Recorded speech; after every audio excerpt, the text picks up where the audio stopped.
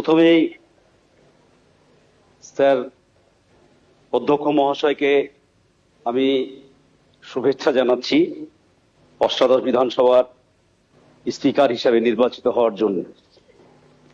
যদিও আজকের অধিবেশনটাই হচ্ছে যে আমাদের মাননীয় অধ্যক্ষকে নির্বাচনের জন্য, আমি যতদূর যদি ভুল না করি, তাহলে এখানে মূলত সেই প্রসঙ্গেই আলোচনা হওয়াটা বাঞ্ছনীয় বলে আমার মনে হয়েছে। আজকে নতুন হিসাবে যেটা দেখলাম সেটা আগামী দিনে যাতে এই বিধানসভাতে এই গরিমা যুক্ত বিধানসভা, যে বিধানসভায় আমরা আজকে শপথ নিচ্ছি, এই বিধানসভায় ডক্টর প্রফুল্ল ঘোষ, ডক্টর বিধানচন্দ্র রায়, ব্যারিস্টার সিদ্ধার্থ শঙ্কর রায়, মাননীয় জননেতা জ্যোতি বসু, মুখ্যমন্ত্রী বুদ্ধদেব ভট্টাচার্য, পরবর্তী ক্ষেত্রে মমতা বন্দ্যোপাধ্যায় শেষ মুখ্যমন্ত্রী হিসেবে তিনারা কাজ করেছেন। সেই বিধানসভার গরিমা আমাদের সব সদস্যকে রক্ষা করতে হবে, এটাই হচ্ছে যে কাজ। আমি সুদূর মুর্শিদাবাদ থেকে, মুর্শিদাবাদের ডোমকল থেকে নির্বাচিত হয়ে যেদিন মঙ্গলবার শপথ গ্রহণ করলাম, সেদিনই একটু আবেগতাড়িত হয়ে গেছিলাম যে আমি কোথায় এসে এই শপথ নিচ্ছি। সেই প্রসঙ্গে হতো যে আমাদের এই নামগুলো যেগুলো করলাম আমি, তাদের কথা মনে পড়ছিল। আরো প্রতিনিধিদশা অনেক নেতৃত্ব আমাদের রাজ্যের স্বাধীনতা সংগ্রামী, তারা এই বিধানসভায় পা রেখেছিলেন, তারা আমাদের দেশের জন্য লড়াই করেছিলেন। একই রকম ভাবে আমার মনে পড়ছিল আনিসুর রহমানের, তো ডোমকলের বিধায়ক, দীর্ঘদিনের প্রায় 25 বছর মন্ত্রী ছিলেন এবং হচ্ছে যে তারপরে আবার 10 বছর বিধায়ক হিসেবে ছিলেন। স্যার, এটা ঘটনা যে আজকে দাঁড়িয়ে নির্বাচনের পরবর্তী ক্ষেত্রে সংখ্যার দিক দিয়ে বিজেপি ব্যাপক সংখ্যাগরিষ্ঠতা পেয়েছে, আমাদের রাজ্যে ম্যান্ডেট পেয়েছে, এটা অস্বীকার করার তো কোনো জায়গা নেই। মানুষ ভোট দিয়েছে, নির্বাচিত করেছে। কিন্তু বিধানসভা বা লোকসভা আমরা জানি যে আমরা যে কথাগুলো শুনে এসেছি বা শিখে এসেছি রাষ্ট্রবিজ্ঞানে, সেটা হচ্ছে যে হাউস বিলংস টু অপোজিশন। বিধানসভা বা লোকসভা হচ্ছে বিরোধীদের, এবং এই বিরোধীদের যে কথা বলার অধিকার বা বিরোধীদের যে হচ্ছে যে বক্তব্য রাখার অধিকার, বিশেষ করে সরকারের যে কাজ কর্ম, সেইগুলো গঠনমূলকভাবে সমালোচনা করা, ত্রুটিগুলো ধরিয়ে দেওয়া, এটাই হচ্ছে যে বিরোধীদের একমাত্র কাজ।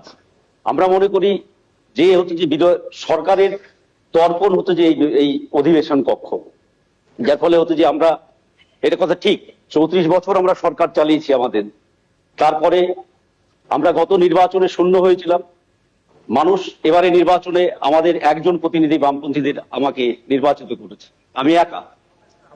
কিন্তু আমি মনে করি যে অধ্যক্ষ মহাশয়, আপনি সবসময় যা আমাদের ভারতবর্ষের সংসদীয় রাজনীতি, কখনোই কথা অস্বীকার করা যাবে না, আমি যে দল থেকে বিলংস করছি, ভারতের সংসদীয় রাজনীতিতে সেই দলের আলোচনা ছাড়া সংসদীয় রাজনীতি পরিপুষ্টতা লাভ করবে, এটা আমি অন্তত মনে করি না। আমি তাই গর্বের সঙ্গে বলছি, ভারতবর্ষের সংসদে যদি স্বাধীনতার পর স্পিকার নিয়ে আলোচনা হয়, তাহলে নিশ্চিতভাবে এক বাক্যে সবাই স্বীকার করবেন 2-5 জনের মধ্যে অন্যতম সোমনাথ চট্টোপাধ্যায়, এর নাম সর্বাগ্রে আলোচিত হয়।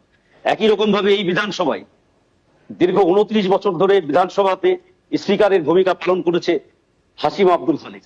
দল মত নির্বিশেষে আমরা যে মতেরই হই না কেন, বিধানসভায় স্পিকার কেমন হবে যদি এটা জিজ্ঞাসা করা যায়, তাহলে নিশ্চিতভাবে সবাই এক বাক্যে স্বীকার করবেন হাসিম আব্দুল হালিমের মতো স্পিকার হওয়া উচিত।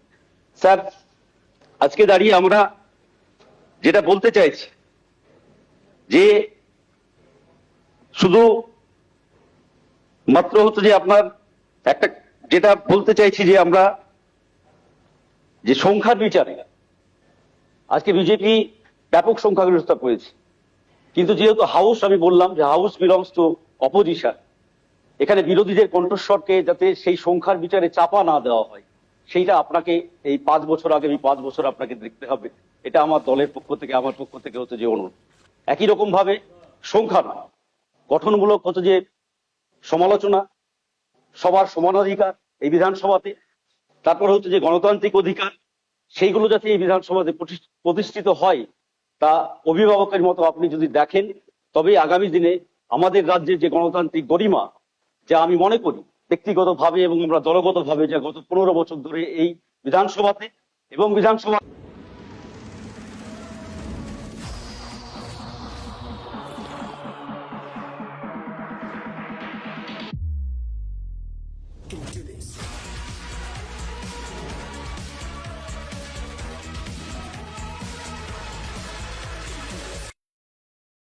তাদেরকে আক্রমণ করা হয়েছে, এখানে আহত করা হয়েছে, বিধানসভার বিরোধী দলনেতাদেরকে এখানে সঠিকভাবে স্পেস দেওয়া হয়নি। আমি অনুরোধ করব, আপনি নবনির্বাচিত অধ্যক্ষ নিশ্চিতভাবে আগামী দিনে সেই বিষয়গুলো সঠিকভাবে যাতে দেখবেন, যাতে বিরোধীরা বেশি করে বলতে পারে, সরকার পক্ষের যা গঠনমূলক সমালোচনা, কাজের ত্রুটি বিচ্যুতিগুলো আমরা তুলে ধরতে পারি, তবে আমরা বিরোধী হিসাবে সঠিক দায়িত্ব পালন করতে পারবো। মানুষ আমাদেরকে যে রায় দিয়েছে সেই রায়ের প্রতি মর্যাদা রক্ষা করতে পারবো। এই কথা বলে আবারও আপনাকে আন্তরিক শুভেচ্ছা অভিনন্দন জানিয়ে আমার বক্তব্য শেষ করছি। ধন্যবাদ।